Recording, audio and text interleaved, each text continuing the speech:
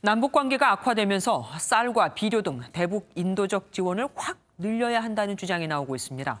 남북 협력을 강조해온 현 정부 들어 오히려 인도적 지원이 급감하자 북한이 더 화가 났다는 얘기까지 돌고 있거든요. 사실일까요? 역대 정부의 대북 인도적 지원을 보면은 노무현 정부 때가 최대였습니다. 2005년과 2007년 3천억 원 이상 지원됐는데 5년간 총 1조 4천억 원이었죠. 하지만 이명박 정부 들어 임기 동안 1,024억 원으로 줄어듭니다. 박근혜 정부는 임기 2년 차에 141억 원까지 지원금을 늘리지만 탄핵을 앞두고 동력을 잃게 되죠.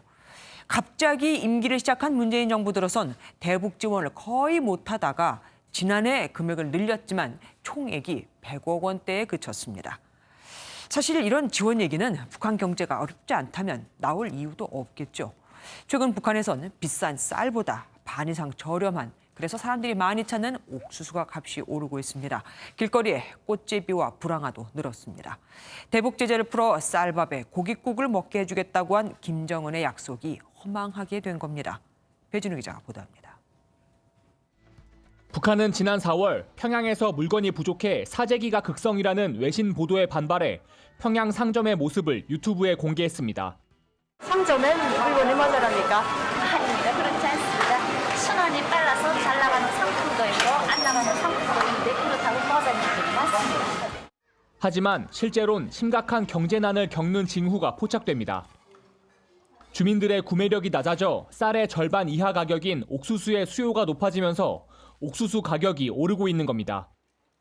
평양의 쌀값은 4,300원대로 유지됐지만 옥수수는 지난 1월 1,200원에서 지난달 1,550원으로 30% 정도 오른 것으로 파악됐습니다.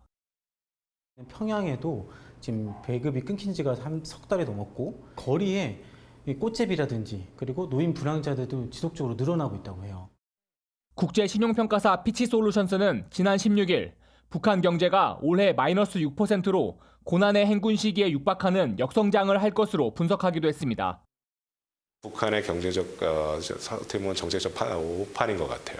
협상으로 이끌어서 제재도 이제 말하자면은 그 조치도 없애는, 또 본격적으로 관광 사업이나 다른 투자 같은 걸 받아들일 그런 계획일 겁니다. 북한이 통치자금 부족으로 평양의 특권층을 지방으로 내쫓는다는 얘기까지 나오는 등 분위기가 나빠지면서 체제 단속을 위한 도발 행보가 이어질 거란 전망이 나옵니다. MBN 뉴스 배준우입니다.